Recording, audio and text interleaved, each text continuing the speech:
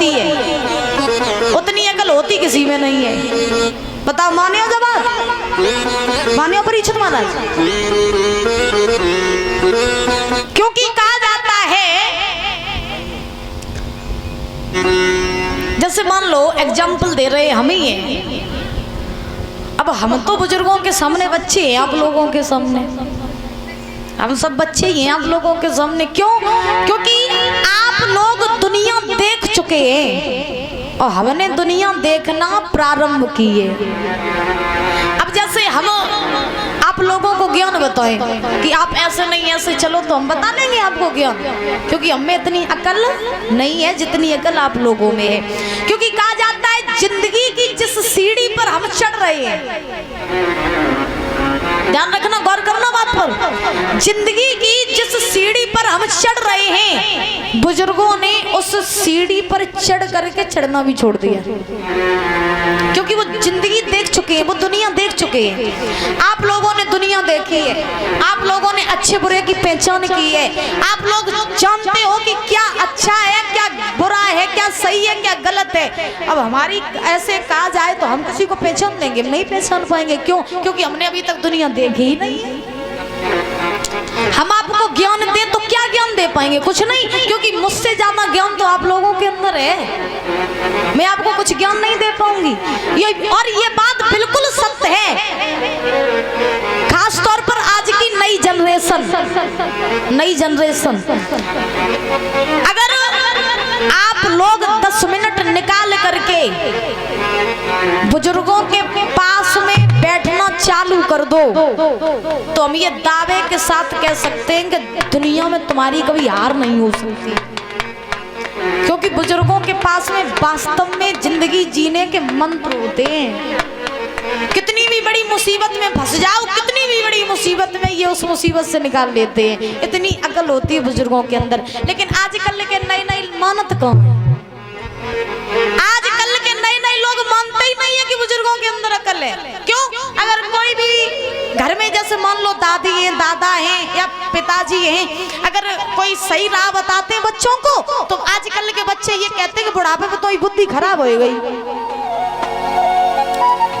आजकल के बच्चे यही कहते हैं कि बुढ़ापे में तो बुद्धि खराब हो गई, अब तो बुद्धि कम करते हैं, अब नहीं बुद्धि कम करती है। ध्यान रखना, जो जिंदगी अभी तुम देख रहे हो बुजुर्गों ने देखना छोड़ दी, इसलिए उनसे ज्ञान लेना चाहिए। और वास्तव में जिंदगी किसे कहते हैं, जिंदगी को जीना कैसे चाहिए, ये केवल बुजुर्ग जानते हैं। अगर न माना तो एक दृष्टांत हम आपको बताएं, प्रमाण दें आपको।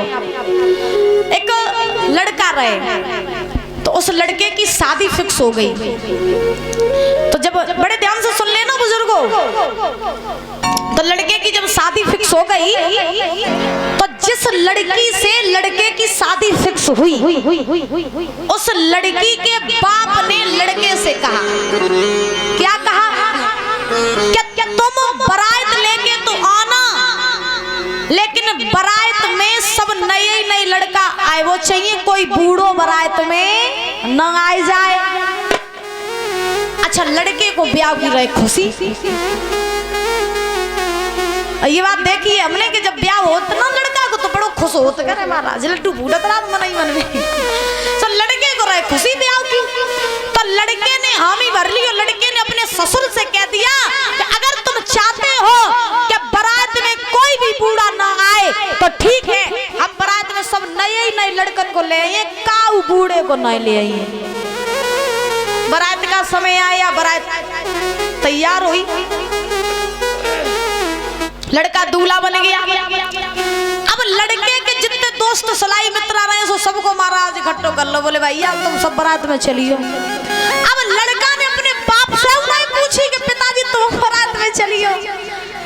अच्छा, पिता को बड़ी खुशी होती है लड़के की शादी की, आज मेरा बच्चा दूल्हा बन के जा रहा है।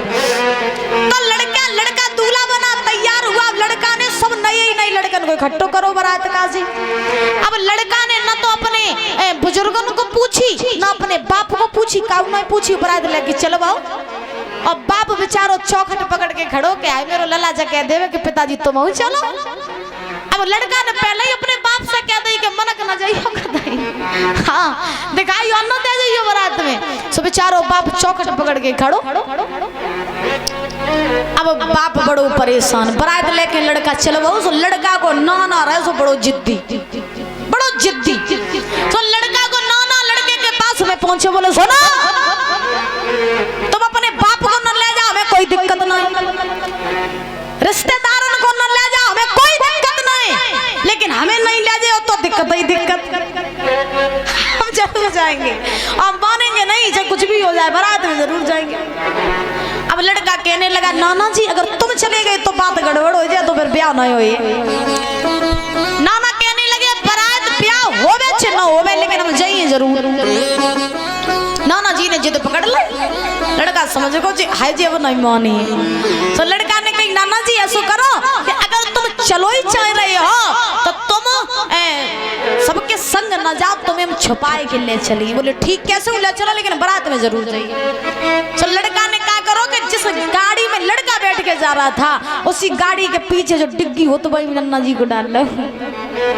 हाँ, तो नाना जी गाड़ी की डिग्गी में ही बैठी है। चल भाई गाड़ी, चलते चलते चलते चलते गांव में पहुंची महाराज बारात। और जब लड़की के गांव में बारात पहुंची तो सबसे पहले लड़की के बाप ने बारात में चेकिंग करी के देखे कोई बूढ़ो तो नहीं आएगा। तो वास्तव में वो में कोई बूढ़ो नहीं, सब नहीं नहीं। अब लड़की के बाप को जाना है पता कि गाड़ी में नन्ना डरे।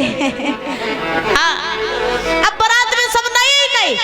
अब लड़का द्वार चार के लिए पहुंचा मंडप के नीचे। जब द्वार चार के लिए लड़का मंडप के नीचे पहुंचा तो जैसे ही लड़का पटा पे चढ़ो सो लड़की के बाप ने एक और शर्त रख दी। लला दमाद पटा पे बाद में चढ़ियो, पहले मेरी एक शर्त मान लियो। बात समझ में आ रही है बुजुर्गों? हैं? सुन रहे हो भैया?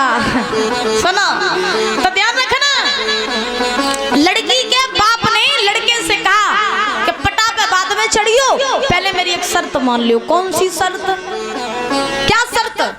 तो लड़की का बाप बोला कि मेरे गांव में एक पानी की नदी बहती है और तुम उस नदी में पानी की जगह दूध बहा दो तो अपनी बिटिया की शादी तुम्हें संगे कर देंगे। अब लड़का परियो चक्कर में लड़का सोचने लगा कि ऐसे कैसे हो सकता है कि पानी की जगह हम दूध बहा दें। तो लड़की का बाप बोला नहीं नहीं, विवाह तभी होगा जब तुम पानी की जगह दूध बहाओगे।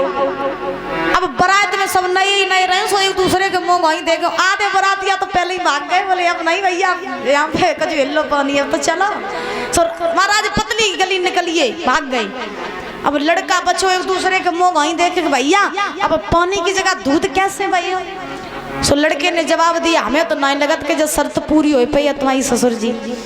तो ससुर जी बोले ऐसा करो तो तुम लला बारात ले जाओ, लौटा ले जाओ यो ब्याह। तो लड़का बारात लौटाने लगो। अब जिस गाड़ी में नन्ना जी बैठे थे सो बाई गाड़ी में लड़का बैठे हो। सो नाना जी ने देखो लड़का बड़ी जल्दी आएगा। तो नाना ने कही क्या बात है लला बड़ी जल्दी ब्याह करके लौटे आए, हो गई शादी? तो लड़का बोलो कहाँ शादी वादी भाई? तो लड़की को बाप शर्त पे शर्त रख रहा। तो नाना जी ने कही कैसी शर्त रखी? तो लड़के ने कहा नाना जी मेरे ससुर की ये शर्त है कि शादी तभी होगी जब उसके गांव में जो नदी बहती है पानी की, उस पानी की जगह दूध बहा दे। और इसलिए ये काम हम कर नहीं पाए तो मैं बारात लौटा ले जा रहा हूँ वापस घर। तो नाना जी बोले बस इतने में ही हार मान गए। ऐसा करो कि अगर लड़की के बाप की शर्त है कि तुम पानी की जगह दूध बहा दो तो तुम जाओ और जाके अपने ससुर से कह दो कि हे ससुर जी तुम नदी का पूरा पानी खाली करवा दो, हम दूध बहाने के लिए तैयार हैं। लड़का गया दौड़ के अपने ससुर जी से कही ससुर जी तुम ज्यादा उछल रहे हो, ऐसा करो अगर तुम्हारी ये शर्त है कि हम पानी की जगह दूध बहा दें तो मेरी भी ये शर्त है कि तुम पूरी नदी का पानी खाली करवा दो, दूध बहाने के लिए हम तैयार हैं। तो लड़की को बाप पर यो चक्कर में बोले इधर बारात में कोई बूढ़ो गाँव नहीं फिर जाती अकल कहाँ से आई गई? लड़की को बाप समझ गो कि बारात में कोई ना कोई बूढ़ो जरूर आओगे। इसीलिए कहा जाता है जितनी अकल बुजुर्गों के अंदर होती है उतनी अकल किसी में नहीं होती है। वृंदावन में हरि लाल की आज जितने भी हिमांचल से कहा जाओ भोले बाबा का स्वागत करो। हिमांचल चले भोले बाबा का स्वागत। धीरे धीरे धीरे धीरे और जाई रही रे भोले की बरतिया, धीरे धीरे धीरे धीरे जाई रही रे भोले की बरतिया।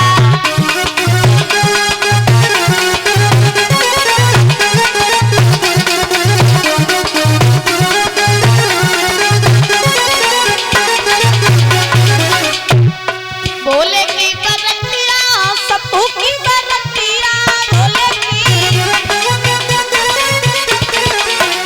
अरे धीरे धीरे धीरे धीरे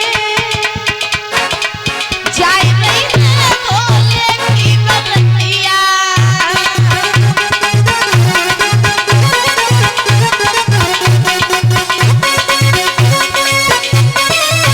ताली बजाओ बड़े भाव से।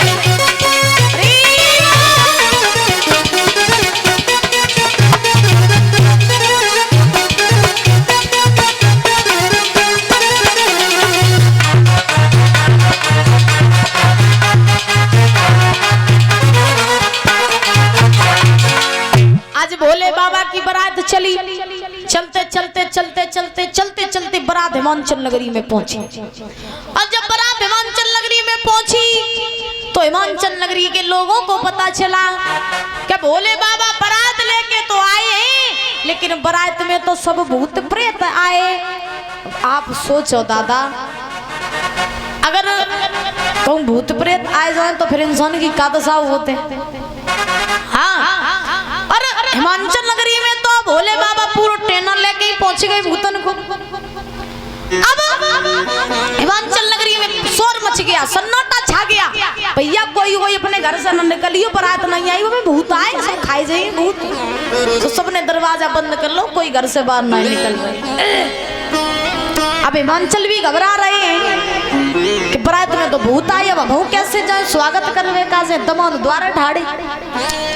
तो दो चार बुजुर्ग रहे, सब बुजुर्गों ने हिमांचल से कहा, हिमांचल तुम्हारे द्वार पर बारात आई है तो तुम बारात का स्वागत करो, क्योंकि अगर तुमने बारात का स्वागत सम्मान न किया तो तुम्हारा भी अपमान होगा, साथ ही साथ भोले बाबा का भी अपमान होगा। एक बात बताएं, पीछे दादा क्या बातें कर रही हो? बाद में कर लियो, पहले बात सुन लियो। एक बात मेरी ध्यान रखना,